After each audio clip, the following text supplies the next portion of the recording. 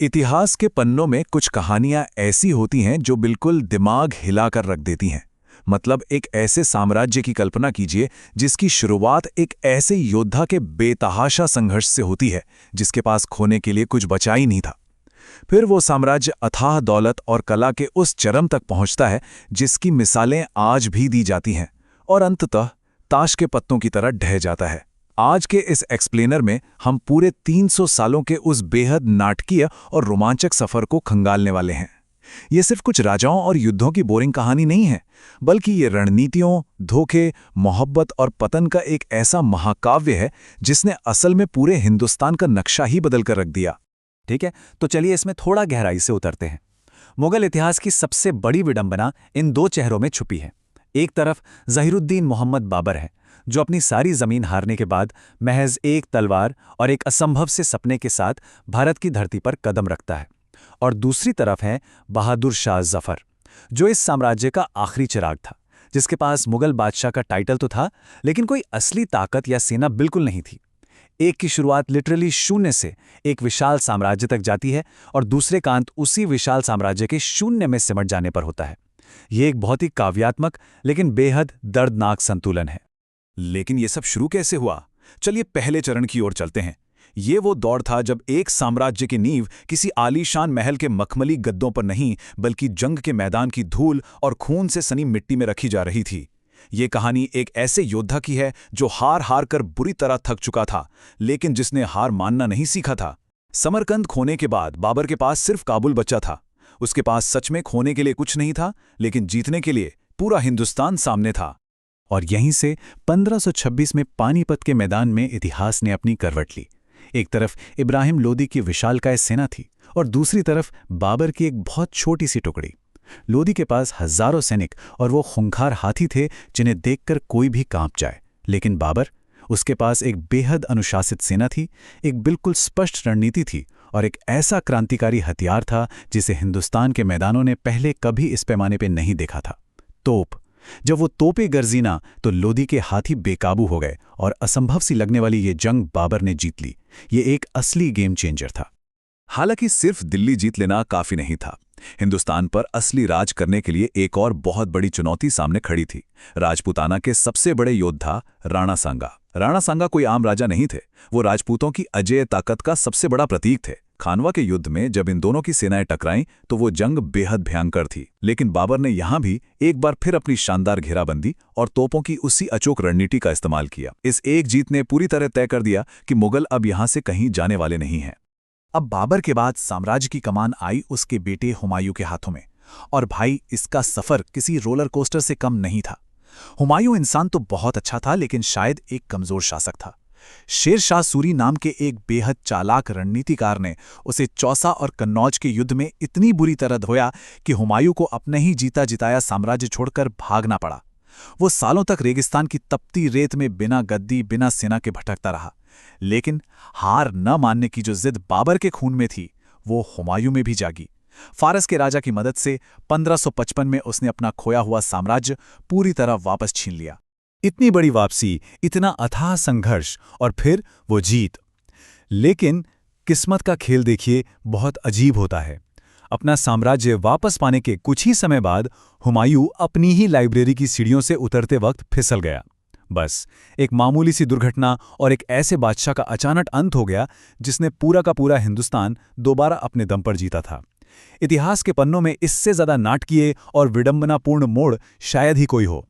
हुमायूं की अचानक मौत के बाद मुगल इतिहास अपने दूसरे और सबसे प्रभावशाली चरण में प्रवेश करता है। अब हिंदुस्तान की गद्दी पर जो बैठा था, वो महज 13 साल का एक लड़का था, अकबर।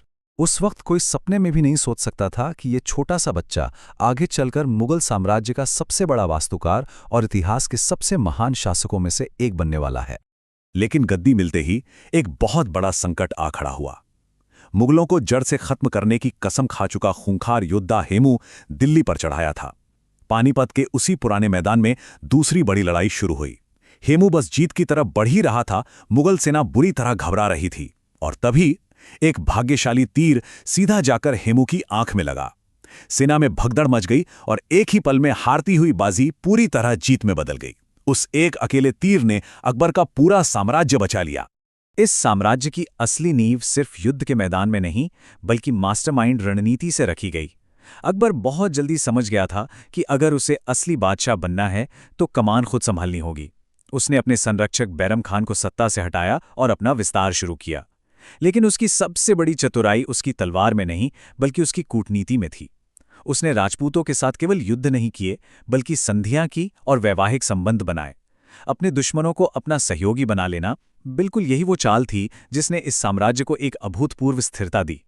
और ये बहुत ही शानदार तरीके से इस बात को दर्शाता है कि अकबर का सबसे शक्तिशाली हथियार कोई तोप या तलवार नहीं बल्कि उसकी धार्मिक सहिष्णुता थी।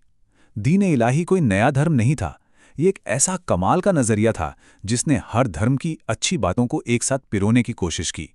दरबार में हिंदू, मुस्लिम, सिख, ईसाई सबको बराबरी मिली। अकबर ने यह साबित कर दिया कि एक मजबूत साम्राज्य कभी भी डर से नहीं बल्कि लोगों का दिल जीतने से बनता है।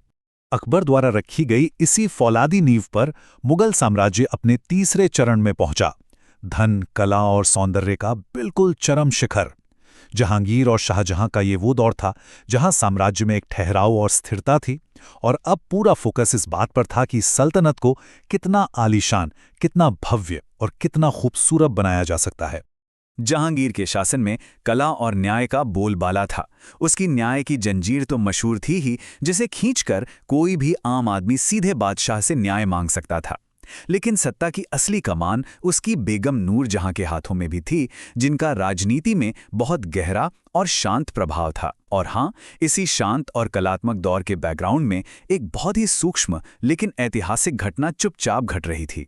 ईस्ट इंडिया कंपनी के व्यापारियों का भारत में आगमन, जो सिर्फ मसाले और कपड़े बेचने के बहाने आए थे। अब जो सबसे दिलचस्प कंट्रास्ट यहाँ देखने को मिलता है वो है साम्राज्य के सबसे खूबसूरत दौर और उसके सबसे निर्मम दौर के बीच का फर्क। एक तरफ शाहजहां का युग है, वैभव, प्रेम, अथाह दौलत और ताजमहल जैसी मोहब्बत की निशानी का युग। और दूसरी तरफ ठीक इसके बाद आता है औरंगजेब का युग, जहां अचानक सब कुछ बदलकर सख्ती, कठोर अनुशासन और अंतहीन युद्धों में तब्दील हो जाता है। ये साम्राज्य का एक बहुत ही तीखा और क्रूर यूटर्न था। यह बदलाव कितना क्रूर था, इसे इस बेहद दुखद मिनी नैरेटिव से समझा जा सकता है। सत्ता की अंधी भूख ने शाहजहां के बेटों को ही एक दूसरे का जानी दुश्मन बना दिया। औरंगजेब ने अपने सभी भाइयों को हराकर रास्ते से हटाया और सबसे बड़ा झटका अपने ही पिता शाहजहां को दिया। उसने उस बादशाह को आगरा के किले में एक कैदी बना दिया, जिसने इतिहास की सबसे खूबसूरत इमारत बनाई थी। शाहजहां अपनी जिंदगी के आखिरी दिन सिर्फ दूर से उसी ताजमहल को निहारते हुए गुजारने पर मजबूर हो गया। और यहीं से शुरू होता है चरण 4, औरंगजेब का शासन और मुगल साम्राज्य में गहरी होती हुई दरारें। औरंगजेब हद से ज्यादा महत्वाकांक्षी था। उसने ठान लिया था कि मुगल झंडा हर हाल में दक्षिण भारत तक फहराना चाहिए।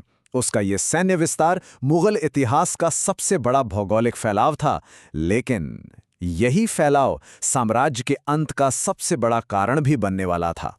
इस लगातार विस्तार की एक बहुत भयानक कीमत चुकानी पड़ी। औरंगजेब ने अपनी पूरी जिंदगी बस मराठों, राजपूतों और जाटों से लड़ने में ही बिता दी। इन अंतहीन युद्धों ने शाही खजाना पूरी तरह खाली कर दिया। सेना लड़ लड़कर थककर चूर हो चुकी थी। ये एक अजीब सा विरोधाभास था। जिस साम्राज्य को उसने नक्शे पर सबसे बड़ा बनाया, उसी की जड़ें अब अंदर से पूरी तरह खोखली हो चुकी थीं। 1707 में औरंगजेब की मृत्यु के साथ ही मुगल साम्राज्य अपने अंतिम और अपरिहार्य पतन के चरण में प्रवेश कर गया। एक ऐसा युग जो अपनी बेतहाशा ताकत और भव्यता के लिए जाना जाता था, अब एक बेहद दुखद और धीमी मौत मरने वाला था। पतन की गति सच में हैरान करने वाली थी। गद्दी पर अब कोई ताकतवर बादशाह नहीं था, बल्कि दरबारियों की साजिशों के इशारों पर नाचने वाले कमजोर कठपुतली शासक बैठे थे। केंद्रीय सत्ता का जो डर था वो पूरी तरह खत्म हो चुका था और पूरे देश में मराठा, सिख और राजपूत जैसी क्षेत्रीय ताकतें तेजी से सिर उठा चुकी थीं। ये बिल्कुल उस विशाल पेड़ के गिरने जैसा था जिसे दीमकों ने अंदर से खोखला कर दिया हो। इस टाइमलाइन को देखिए, ये पतन का वो घटनाक्रम है जो साम्राज्य की टूटती हुई रीढ़ की हड्डी को दर्शाता है। 1739 में उत्तर पश्चिम से आए नादिर शाह ने दिल्ली पर ऐसा कहर बरपाया कि मुगल सेना बस बेबस होकर देखती रह गई। खून खराबा हुआ और खजाना लूट लिया गया। फिर आता है 1757 का प्लासी का युद्ध, जिसने ये साबित कर दिया कि वो व्यापारी जो कभी सिर्फ मसाले बेचने आए थे, अब इस देश के नए मालिक बन रहे हैं। और अंत में 1857 का वो साल जिसने ताबूत में आखिरी कील ठोक दी। नादिर शाह का वो हमला सिर्फ एक सैन्य हार नहीं थी, ये मुगलों के लिए सबसे बड़ा और सबसे कड़वा अपमान था। नादिर शाह अपने साथ मुगलों की असली शान, वो मशहूर मयूर सिंहासन भी ले गया। इस एक अकेली घटना ने पूरी दुनिया को ये साफ कर दिया कि मुगलों की ताकत अब सिर्फ एक भ्रम है, सिर्फ एक परछाई भर रह गई है। और फिर आता है इस महान साम्राज्य का आखिरी दृश्य। लाल किले की खामोश और सूनी दीवारों के बीच बैठे थे बहादुर शाह जफर, एक बूढ़े बादशाह जिनके पास सिर्फ नाम था, कोई सेना नहीं थी। जब 1857 में सिपाहियों का महान विद्रोह भड़का, तो उस बगावत को एक चेहरे की जरूरत थी। जफर बहुत अच्छी तरह जानते थे कि ये एक हारी हुई लड़ाई है, लेकिन फिर भी वो इस विद्रोह के एक अनिच्छुक नेता बन गए। ये एक ऐसी गद्दी को बचाने की आखिरी हताश कोशिश थी जो उनके नीचे से पहले ही खिसक चुकी थी। अंग्रेजों ने इस विद्रोह को पूरी क्रूरता के साथ कुचल दिया। जफर के बेटों को उनकी ही आंखों के सामने मार दिया गया, और उस बादशाह को जिसके पूर्वजों ने तलवार और खून से इस महान साम्राज्य को गढ़ा था, उसे रंगून यानी आज के म्यांमार में निर्वासित कर दिया गया। सोचकर देखिए, एक महान गाथा की शुरुआत बाबर की फौलादी तलवार से हुई थी, और इसका अंत एक बेबस कवि के अकेलेपन और आंसुओं में हुआ। 300 सालों का ये सफर सिर्फ पन्नों में दर्ज कोई पुराना इतिहास नहीं है, बल्कि ये एक बहुत बड़ा सवाल खड़ा करता है। क्या मुगल राज सिर्फ शासकों का एक वंश था जो आया और चला गया, या फिर ये पूरे भारतीय इतिहास का सबसे बड़ा टर्निंग पॉइंट था, जिसने हमारी वास्तुकला, कला और संस्कृति को हमेशा हमेशा के लिए बदल दिया? इस जटिल और विशाल विरासत को समझना बेहद जरूरी है, क्योंकि इतिहास कभी खत्म नहीं होता, वो बस हमारे नजरिए में जिंदा रहता है। तो आप इस बारे में क्या सोचते हैं?